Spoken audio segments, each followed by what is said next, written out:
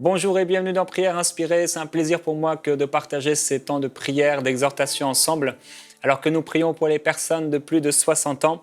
Et aujourd'hui, on va prier pour laisser un héritage spirituel à ceux qui nous succèdent. Frères et sœurs, vous qui avez plus de 60 ans, un homme un jour a dit dans mon église locale, et c'était une parole pas très sage, mais quoique, il y avait un homme qui était en visite, un incroyant, et à la sortie de l'église, il a dit à cet homme, il était âgé lui aussi, il lui a dit, monsieur, vous êtes plus près de la porte de sortie que de la porte d'entrée, pour lui montrer que la mort arrivait. Il y a des gens qui n'ont pas trop aimé cette parole-là, mais quoi qu'il en soit, c'est vrai que plus nous vieillissons, et certainement plus nous nous approchons du Seigneur. Et comme je l'ai dit cette semaine, 60 ans, c'est encore jeune. L'apôtre parle de cette liste des veuves qui devaient avoir plus de 60 ans pour être inscrites et pour que l'Église en ait la charge, la possibilité de prendre soin d'elles et de leurs besoins. Et c'est encore jeune, Dieu nous a promis jusqu'à 120 ans et ça devrait être notre perspective divine. En tout cas, notre perspective devrait être jusqu'à être rassasié de longs jours, comme c'est la volonté de Dieu. Et il faut qu'on puisse laisser un héritage spirituel à ceux qui nous succèdent. J'ai partagé cette semaine ce livre de Jean-Peter Schmidt, Ma vie avec Dieu, qui est disponible sur philadelphie.com. Et aujourd'hui, je vais partager simplement, je l'ai ouvert au hasard il y a quelques instants, et je vais vous partager ce que j'ai lu, d'un couple de missionnaires belges qui sont arrivés au Québec il y a maintenant, je crois, plus de 30 ans. Et ils ont connu des temps très difficiles, mais aussi ils ont pu expérimenter un véritable réveil spirituel que Dieu a fait à travers eux. Et ça a donné naissance à plusieurs églises locales qui se sont ouvertes il y a maintenant plus de 20 ans et qui aujourd'hui encore existent. Et ça a vraiment été des apôtres, des gens qui sont en plus évangélistes. Et aujourd'hui, vous pouvez les accueillir aussi dans vos églises et dans votre ministère. Alors, ils s'appellent Johannes et Violette Ruland. On l'appelle plutôt Jean et Violette Ruland. Ce sont des amis et moi, je l'avais encouragé à écrire sa biographie.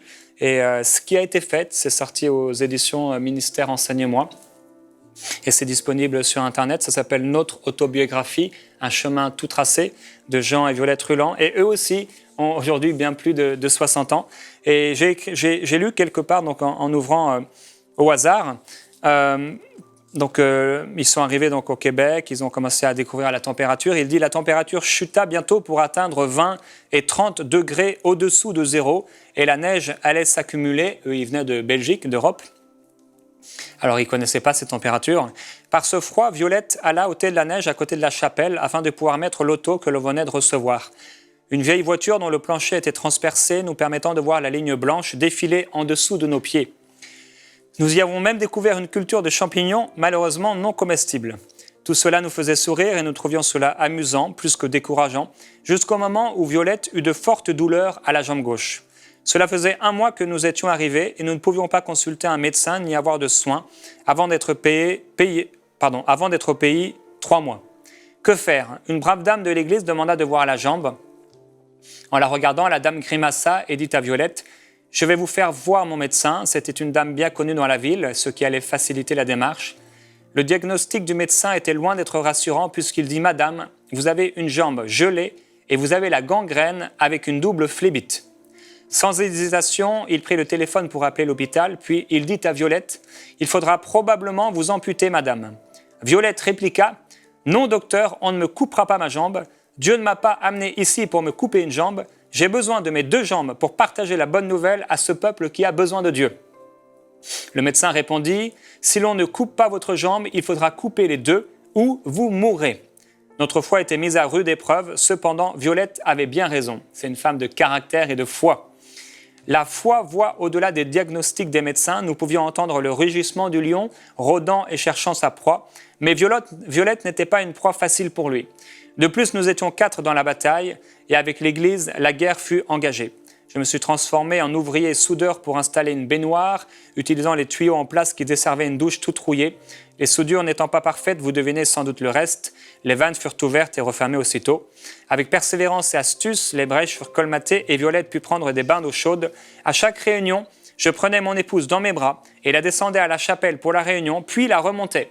Nous avons cru dans le Dieu de l'impossible. Notre foi était dans un grand Dieu pour un grand miracle. Il se fit attendre. Dieu n'étant jamais trop tôt ni jamais trop tard, nous savions qu'il ne nous abandonnerait pas. C'est dans le calme et la confiance que nous avons puisé nos forces. Alors que la jambe était toute noire tout à coup, nous avons vu la couleur changer et les douleurs diminuer progressivement. C'était le commencement de la guérison. La fidélité de Dieu est grande. Violette a toujours ses deux jambes et n'a plus jamais ressenti de douleur depuis. Depuis, nous avons parcouru des milliers de kilomètres portant la bonne nouvelle dans cette grande province du Québec et parmi les nations. Il faut souligner ici une promesse que le Seigneur nous avait faite en nous disant « La mort sera souvent sur notre route, mais je l'ôterai de ma propre main. » Il est vrai que notre route fut parsemée d'embûches parfois surréalistes ou en tout cas surnaturelles. Un homme qui fréquentait l'Église mais qui n'avait pas accepté notre position dans une situation le concernant, vint une journée à l'Église avec une hache pour frapper Violette. Celle-ci, heureusement, eut la bonne réaction et prit autorité sur lui au nom de Jésus. Alors c'était dans les années, si mes souvenirs sont bons, dans les années 70-80. Il se figea sur place et ne put pas porter le coup. Il prit alors l'escalier pour monter, donc il s'est figé par la puissance surnaturelle de Dieu. Il prit alors l'escalier pour monter jusqu'à l'appartement où je me trouvais. Quand il apparut à la porte avec sa hache, je pris également autorité sur les esprits méchants qui l'animaient. Finalement, il s'en alla et nous retrouvions la paix. Un peu plus loin, il raconte, et ça je voulais vous le partager aussi, un jour alors que nous nous rendions à Sherbrooke pour animer des émissions évangéliques à une radio locale, tout à coup un tracteur surgit de la gauche venant vers nous. L'impact était certain. Pourtant, il n'y eut aucun choc, aucun bruit de ferraille. Nous venions de réaliser que la voiture avait été surnaturellement soulevée de terre et déplacée par-dessus le véhicule fautif, puis déposée sur le bas-côté. Notre ange gardien avait probablement fait son travail. Vigilant, il était intervenu surnaturellement. C'est glorieux. Et ce sont de telles expériences que les aînés, les anciens, peuvent nous partager. Et en cette journée où nous voulons prier pour que chacun puisse laisser un héritage spirituel à ceux qui nous succèdent, j'ai trouvé intéressant de vous partager ce livre, cette biographie, autobiographie de Johannes, Jean et Violette Ruland, qui sont vraiment des amis proches pour moi dans le ministère et qui ont été pour notre épouse, mais aussi pour enseigner-moi une bénédiction par leur vie et par leurs encouragements. Et je vous ai partagé aussi cette semaine quelques mots d'une chère sœur qui s'appelle Marcel. Et Marcel, vous pouvez la voir maintenant sur cette photo, et aussi sur cette seconde photo. Vous voyez comme elle est pleine d'amour. Et elle m'a écrit à l'époque, notre premier courrier remonte à cet été. Je n'oublierai jamais comment ce travail de suite a pris naissance dans mon cœur. Cela reste de l'exceptionnel. Seul le Saint-Esprit pouvait ainsi conduire l'œuvre de l'intercession pour soutenir votre ministère. En fait, le Saint-Esprit a parlé à cette femme. Elle a 71 ans, je crois. Et voilà, maintenant, elle s'est vraiment attachée à notre ministère pour prier pour nous. Elle dit « Depuis, je me suis attachée à ce que le Maître vous a confié. Et petit à petit, j'ai appris à vous connaître plus par Internet. Dimanche passé, j'ai même suivi votre culte. Vous n'êtes pas le premier serviteur de Dieu que je soutiens par le service de l'intercession. Le tout premier remonte à 20 ans de prière fidèle. Une magnifique histoire aussi avec ce frère. Bon, je ne vais pas le citer. Ce que Dieu veut et fait merveille toujours, je vous promets, Dieu est grand. Mais voilà le but de ce mail, je reste encore bouche bée, scotché. J'ai pleuré. Dans un de vos livres, vous remerciez des frères qui ont été sur votre route un temps et il se trouve que le pasteur que vous avez cité est mon pasteur. Donc, en fait, j'ai eu 4 pasteurs dans ma vie, 2 lorsque j'étais en Bretagne. Et l'un de ces 2 pasteurs a été vraiment pour moi une époque marquante, l'époque de mon mariage, l'époque de mon retour à Dieu, cette époque aussi de la puissance de Dieu qui est venue dans ma vie personnelle à cette époque-là. C'était vraiment un pasteur qui a marqué ma vie. Et cette femme qui avait suivi donc, des émissions Prières inspirées, qui s'est connectée à notre ministère, Dieu lui a parlé et lui a dit finalement d'être une intercesseuse pour notre ministère personnel. Mais ce qu'elle ne savait pas, c'est que son pasteur avait été mon pasteur. C'est vraiment surnaturel, c'est glorieux. Elle me partage plusieurs expériences personnelles dans ce même mail qu'elle m'a envoyé maintenant plus d'1 an, que je ne partagerai pas avec vous, parce qu'elle peut vivre dans l'intercession avec Dieu. Et je vous ai dit, si vous souhaitez prier pour notre ministère personnel et que vous avez plus de 60 ans, j'ai créé ce groupe de personnes qui ont plus de 60 ans et qui aiment ce que le Seigneur fait à travers nous. Et vous pourrez vous connecter à nous en vous inscrivant à l'adresse qui s'affiche ou en envoyant un email à l'adresse qui s'affiche à la fin de cette émission. et aussi en vous inscrivant à notre lettre de nouvelles inébranlable.com/inscription.php. L'adresse s'affiche maintenant et vous pourrez connaître un peu plus de notre ministère. Et je rends gloire à Dieu pour les personnes qui prient pour nous, qui prient pour mon épouse et moi dans le ministère que Dieu nous a donné et qui laissent derrière eux un héritage spirituel à travers leurs prières. La Bible dit dans Proverbes au chapitre 6 et au verset 9 une parole qui semble être un peu dure. Il est écrit « Paresseux, jusqu'à quand resteras-tu couché? Quand te lèveras-tu de son sommeil? Un peu de sommeil, un peu d'assoupissement, un peu croiser les mains pour dormir, et la pauvreté te surprendra comme un rôdeur et la disette comme un homme en armes. » On a parlé cette semaine de l'assoupissement spirituel. Et peut-être que plusieurs personnes d'entre vous qui avaient plus de 60 ans, vous avez commencé à vous endormir, mais par cette semaine de prière, vous avez été encouragés à vous réveiller, à sortir de votre sommeil. La Bible dit « Réveille-toi, toi qui dors ». Et le Seigneur a dit à travers le prophète Joël, il l'a rappelé à travers l'apôtre Pierre, que le Saint-Esprit serait répandu sur toute chair, soit les serviteurs et les servantes, et que les vieillards ou les personnes âgées auraient des songes. On a parlé hier d'accomplir le plan de Dieu pour notre vie. Mais aujourd'hui, je veux vous encourager à laisser un héritage spirituel à ceux qui vous succèdent. Pas forcément vos enfants, mais ça peut être aussi vos enfants spirituels. Je prie en fait que vous puissiez trouver votre Timothée. L'apôtre Paul, lorsqu'il a rencontré Timothée, il en parle dans les Actes. C'est Luc qui en parle et on voit qu'il s'est connecté directement à Timothée. Il a vu Timothée, il a rencontré Timothée, il a vu ce jeune homme qui était là et Timothée s'est attaché à lui, il s'est attaché à Timothée et il a formé cet homme. Alors il l'a formé dans le cadre du ministère apostolique, mais je crois que dans nos vies personnelles, vous qui avez plus de 60 ans, il y a des Timothées que vous pouvez former. Soit par des encouragements, ceux qui sont proches de vous dans votre église locale, ou soit par des prières, les soutenir et soutenir leur ministère. Je crois en la puissance de la prière et je crois en la prière des anciens. Je crois en la prière des vieillards. Je crois en la prière de ceux qui ont des cheveux blancs ou même qui n'ont peut-être plus de cheveux. Je crois en la prière fervente du juste et je crois que Dieu parle à plusieurs personnes d'entre vous maintenant pour vous attacher à un ministère particulier, à un jeune homme, à une jeune femme, à un adulte, une adulte, quelqu'un qui sert le Seigneur et Dieu maintenant vous parle. Et il vous met à cœur, peut-être il vous rappelle à certains, des personnes qui vous avez mis à cœur, peut-être c'est votre pasteur, quelqu'un que vous devez porter dans votre cœur comme un Timothée.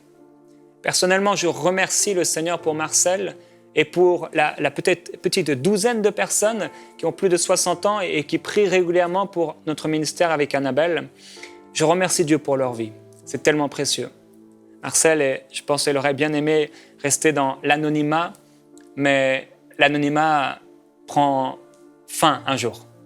Le Seigneur révèle nos bonnes œuvres. Et au dernier jour, il saura nous récompenser pour tout ce que nous avons fait pour son royaume. Dans Proverbes toujours, au chapitre 24, il y a pour nous une image. Au verset 30, il est écrit « J'ai passé près du champ de quelqu'un de paresseux et près de la vigne d'un homme dépourvu de bon sens. Les épines y poussaient partout, les ronces couvraient le sol et son mur de pierre était écroulé. J'ai regardé bien attentivement et j'ai tiré instruction. Un peu de sommeil, un peu d'assoupissement, un peu croiser les mains en te couchant, et la pauvreté te surprendra en rôdant, et la disette comme un homme en armes. » Voilà que cet homme passe près d'un champ d'un paresseux. La vigne est totalement laissée à l'abandon. Les mauvaises herbes en ont couvert la surface, et même les pierres qui l'entouraient sont abattues. Frères et sœurs, vous avez un jardin, vous avez un héritage. Et ici, on ne parle pas simplement d'un héritage matériel, mais avant tout d'un héritage spirituel. Dieu vous a placé comme le maître de la vigne. Nous savons que le maître de la vigne, il place là des serviteurs pour prendre soin de la vigne. Ce que vous allez laisser, c'est cette vigne. Soit vous allez laisser une vigne qui est complètement dénaturée, une vigne qui ne remplit pas sa fonction, une vigne dans laquelle il y a des ronces, des orties, des mauvaises herbes, une vigne qui n'est plus entourée mais qui est brisée, ou soit vous allez être le gardien de votre vigne. Soit vous allez jusqu'au bout, frères et sœurs, garder la vigne que le Seigneur vous a donnée. Cette vigne, c'est votre héritage spirituel. Il y a un héritage que Dieu veut que vous puissiez laisser aux personnes qui sont derrière vous. C'est un héritage d'encouragement, c'est un héritage de prière, c'est un héritage d'esprit et de puissance. On raconte souvent l'histoire de ces deux vieilles femmes, je crois que c'est en Angleterre ou ailleurs, qui étaient là, inconnues, dans leur maison, à prier jour après jour pour que Dieu répande de son esprit et envoie un réveil dans leur localité. Ces femmes sont plus tard mortes, mais le réveil est venu et a amené une grande multitude à Dieu. La prière fervente du juste est efficace. Elle a une grande efficacité. C'est pourquoi il ne faut pas s'endormir. Mais il faut penser à ce que vous allez laisser à vos enfants naturels, à vos enfants spirituels. Est-ce que lorsque vous allez mourir, on ne se rappellera plus d'aucune de vos actions parce qu'en fait, vous n'avez rien laissé? Ou est-ce qu'on vous regrettera? Est-ce que peut-être on vous regrettera au tel point que comme avec Dorcas qui est mort trop tôt, on vous ressuscitera? Tout est possible à celui qui croit. Et comme je le disais hier ou avant-hier, tant que Dieu n'a pas dit que c'est terminé, ce n'est pas terminé. Et c'est un message que j'ai donné avec ce titre-là d'ailleurs, qui se retrouve sur Internet. Dans Actes chapitre 20, on a lu au verset 24, l'apôtre Paul qui parle de sa vie, la perspective qu'il a de sa vie. Il dit « Je ne fais aucun cas de ma vie comme si elle m'était précieuse, pourvu que j'accomplisse ma course avec joie. Et le ministère que j'ai reçu du Seigneur d'annoncer la bonne nouvelle de la grâce de Dieu. Et maintenant, voici, je sais que vous ne verrez plus mon visage, vous tous au milieu desquels j'ai passé en prêchant le royaume de Dieu. » Au verset 32, « Et maintenant, je vous confie à Dieu et à la parole de sa grâce qui a la puissance d'édifier et de donner l'héritage parmi tous ceux qui sont sanctifiés. Je n'ai désiré ni l'argent, ni l'or, ni les vêtements de personne. Vous savez vous-même que ces mains ont pourvu à mes besoins et à tous ceux de mes compagnons. En tout, je vous ai montré qu'il faut travailler ainsi pour venir en aide aux faibles et se rappeler les paroles du Seigneur Jésus qui a dit lui-même « Il y a plus de bonheur à donner qu'à recevoir. » Cela dit, il se mit à genoux pour prier avec eux tous, et tous, avec de grandes lamentations, se jetaient au cou de Paul et l'embrassaient. Ils étaient surtout affligés parce qu'ils avaient dit qu'ils n'allaient plus revoir son visage. Puis ils l'accompagnèrent jusqu'au navire. Il y a un temps, frères et sœurs, où chacun d'entre nous, on va se mettre à genoux et on va dire « c'est fini ». Et j'espère qu'on pourra dire, comme l'apôtre Paul, « j'ai accompli ma course avec joie ». Il dira ailleurs, « j'ai accompli ma course avec joie, la couronne de justice m'est réservée, à moi et à tous ceux qui ont aimé son avènement. » Il dit, « je regarde toute chose comme une perte » dans Philippiens chapitre 3, verset 7, à cause de l'excellence de la connaissance de Jésus-Christ, mon Seigneur, pour lequel j'ai renoncé à tout. Et je les regarde comme de la boue afin de gagner Christ et d'être trouvé en lui, non avec ma justice, celle qui vient de la loi, mais avec celle qui s'obtient par la foi en Christ et la justice qui vient de Dieu par la foi. Afin de connaître Christ et la puissance de sa résurrection et la communion de ses souffrances, en devenant conforme à lui dans sa mort, pour parvenir, si je puis, à la résurrection des morts. Il dit, ce n'est pas que j'ai déjà remporté le prix ou que j'ai déjà atteint la perfection, mais je cours pour tâcher de le saisir, puisque moi aussi j'ai été saisi par Christ. Frère, je ne pense pas l'avoir saisi, mais je fais une chose. oubliant ce qui est en arrière et me portant vers ce qui est en avant, je cours vers le but pour remporter le prix de la vocation céleste de Dieu en Jésus-Christ. Et il dira, soyez mes imitateurs. Voilà un tel modèle, un tel exemple que le Seigneur nous montre. Un homme qui, par sa vie, a montré le modèle de quelqu'un de saint, quelqu'un de focalisé sur l'appel de Dieu. Il a laissé un héritage en exhortant jour après jour cette église, puis ces églises. Il a laissé un véritable héritage.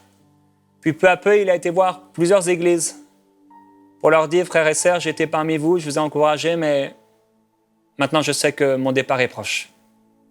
D'abord, je dois aller à Jérusalem. Je sais que de grandes persécutions m'attendent. Et puis il dira un jour, le passage que nous avons lu, j'ai combattu le bon combat. J'ai achevé ma course. Désormais, la couronne de justice m'est réservée. Frères et sœurs, je prie maintenant. Je prie pour vous. Je prie, Père, que chacune de ces précieuses personnes puisse laisser un héritage derrière elle. Père, j'ai parlé de ces 2 livres, ces biographies, ma vie avec Dieu, mon autobiographie, les gens qui ont marché avec toi et qui ont laissé derrière eux un héritage. Père, je te remercie pour tous ceux et toutes celles qui, comme Marcel, prient jour après jour pour l'avancement de ton royaume. Prie jour après jour pour les Timothées que nous sommes. Prie jour après jour pour les choses qui sont sur ton cœur.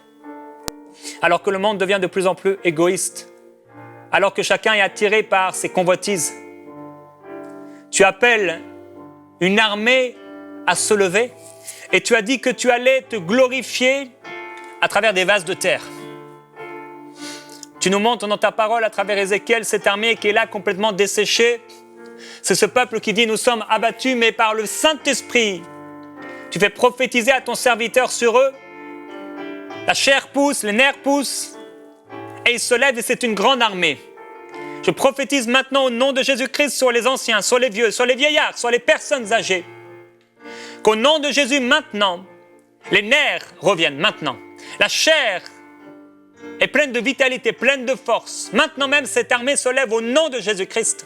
Je prophétise une armée spirituelle d'hommes âgés, de femmes âgées, d'hommes et de femmes aux cheveux blancs, ou même maintenant sans cheveux. Je proclame sur eux qu'ils laissent un héritage. Ils sont une armée puissante qui prie, qui découvre les secrets de l'intercession, les trésors de l'intercession, l'angoisse de l'intercession, la récompense de l'intercession, les fruits de l'intercession. Oui, Père, je glorifie ton nom. Toi qui m'as inspiré cette semaine de prière pour les plus de 60 ans, je crois et je suis convaincu. Je sais que tu rattaches maintenant une gloire nouvelle, un rafraîchissement spirituel et divin à beaucoup d'hommes et de femmes maintenant, par le Saint-Esprit. Oh, merci pour les songes et les visions. Merci pour l'héritage spirituel qui est laissé, qui est apporté. Merci maintenant pour la révélation, Père, d'hommes et de femmes qui disent « Je ne peux pas mourir sans avoir laissé un héritage. Je dois prier, je dois faire quelque chose, je dois accomplir ma course avec joie, je dois rester sur la course, rester sur la piste, courir jusqu'au bout ma course. Père, je prie qu'il en soit ainsi pour eux. Qu'ils puissent courir, qu'ils puissent ne pas être comme l'escargot qui marche si peu, il marche tellement pas vite, Seigneur. Tellement doucement, mais qu'ils puissent au contraire courir, non pas s'arrêter sur le chemin des moqueurs, sur le banc des moqueurs, mais courir leur course toujours plus vite. Qu'ils soient comme l'aigle, Seigneur, qui vole dans les airs, qu'ils soient comme l'aigle qui renouvelle ses forces. Je prie qu'ils puissent renouveler ses forces, leurs forces, et qu'ils puissent voir comme l'aigle, loin devant eux, mais aussi ce qui est derrière eux. l'héritage à laisser. Qu'ils puissent regarder devant eux pour laisser quelque chose derrière eux. Glorieux Jésus-Christ, je prie pour eux, qu'ils soient forts, qu'ils soient puissants. Et il y a plusieurs personnes d'entre vous, vous avez été attristés. Attristés parce que vos enfants vous ont abandonné, vous ont délaissé. Et plusieurs personnes, vous avez dans vos cœurs et vous avez nourri une amertume pour vos enfants. Vous êtes pleins et peut-être même vous les avez maudits à force de parler contre eux. Et la Bible dit dans Jacques au chapitre 5, et je voulais vous lire ça aujourd'hui, au verset 9, « Ne vous plaignez pas les uns des autres, frères, afin que vous ne soyez pas jugés. Voici le juge est à la porte. Prenez mes frères pour modèle de souffrance et de patience les prophètes qui ont parlé au nom du Seigneur. Voici, nous disons, bienheureux ceux qui ont souffert patiemment. Vous avez entendu parler de la patience de Job et vous avez vu la fin que le Seigneur lui accorda, car le Seigneur est plein de miséricorde et de compassion. » Au verset 13, il dit « Quelqu'un parmi vous est-il dans la souffrance? Qu'il prie. » Au verset 14, « Quelqu'un parmi vous est-il malade? Qu'il appelle les anciens de l'Église et que les anciens prient pour lui, en loignant d'huile au nom du Seigneur. La prière de la foi sauvera le malade, et s'il a péché, le Seigneur le relèvera, et s'il a péché, cela lui sera pardonné. Confessez donc vos péchés les uns aux autres, et priez les uns pour les autres, afin que vous soyez guéris. La prière fervente du juste a une grande efficacité. Et je crois maintenant que plusieurs d'entre vous sont malades parce que vous avez beaucoup d'animosité, de colère à l'intérieur de vous. Vous êtes beaucoup pleins. Et aujourd'hui, le Seigneur est prêt à vous pardonner. Il est prêt à guérir votre corps malade. Et il dit simplement de vous repentir. Là où vous êtes, confessez votre péché. Vous pouvez dire, j'ai péché contre mes enfants, j'ai péché contre eux. Certes, ils ont mal agi envers moi, mais j'ai péché et je les ai jugés, je les ai maudits. Et maintenant même, Père, je te demande pardon pour ce péché. Maintenant même, pardonne-moi s'il te plaît, lave-moi. Maintenant même que cette maladie disparaisse de ma vie, je déclare que je suis guéri au nom de Jésus-Christ. Et maintenant, par le Saint-Esprit, plusieurs d'entre vous, vous retrouvez un complet rétablissement par le Saint-Esprit de Dieu et vous êtes guéris. Que toute animosité soit chassée de votre cœur et de vos pensées au nom de Jésus. Que la paix du Seigneur vous remplisse totalement et que la guérison vienne maintenant sur vous au nom de Jésus-Christ. Gloire à Dieu. Soyez guéris. Envoyez-nous vos sujets de prière à prière@enseigne-moi.com.